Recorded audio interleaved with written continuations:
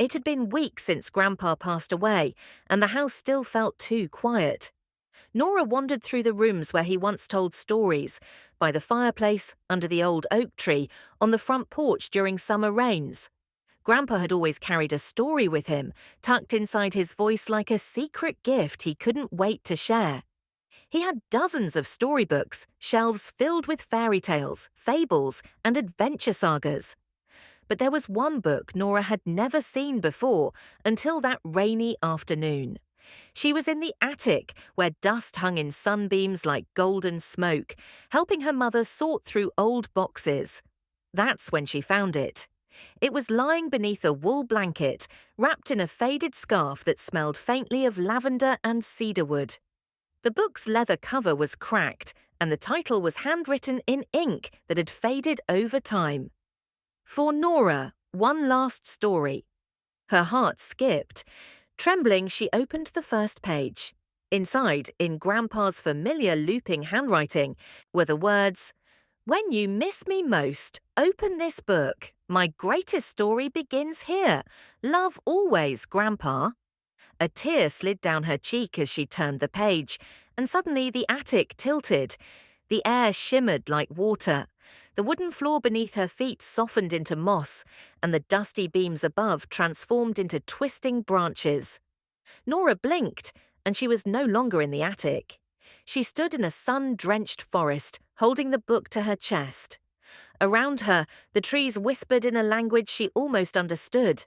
A path stretched ahead, winding toward a distant golden glow. A squirrel wearing a tiny waistcoat scampered to her feet. "Ah, you've come. We've been waiting." "Waiting?" Nora asked, wide-eyed. "For the final reader," the squirrel replied. "The last adventure. Come now, the story won't tell itself." And with that, he dashed down the path, and Nora followed. They journeyed through lands she had only heard about in Grandpa's bedtime tales. She crossed a bridge of stars over a sleeping sea. She danced with fireflies that turned into floating lanterns. She helped a stone lion find its lost roar and solved a riddle from a singing tree. Each place they passed felt familiar, like she had been there before, in Grandpa's voice, in the warmth of his lap, in the smell of his cardigans, and the twinkle in his eyes. At one point, the squirrel turned to her and asked, "Do you know why he made this book?" Nora shook her head, a lump rising in her throat. "Because love doesn't end," the squirrel said. "It just changes shape, sometimes into memories, sometimes into stories." They climbed a hill that touched the clouds. At the top stood a small wooden house, cozy and warm, with smoke curling from the chimney and wildflowers blooming at its base. Nora stepped inside. There, sitting in a rocking chair by a fire that crackled like laughter, was Grandpa. Not quite real, not quite memory, but smiling just the same. "I knew you'd find your way," he said gently. Nora ran to him and buried her face in his sweater. She didn't care if it was real or not. His hug felt just like home. "I miss you so much," she whispered. "I know, sweetheart," he replied, stroking her hair. "But I'm still here, in every story you tell, every laugh you share, every brave step you take." They sat together, and he opened the storybook on his lap. Inside were all their adventures, every tale he'd ever told her, and the ones she'd lived in the pages of this magical book. "But this," he said, "is the last one we take together.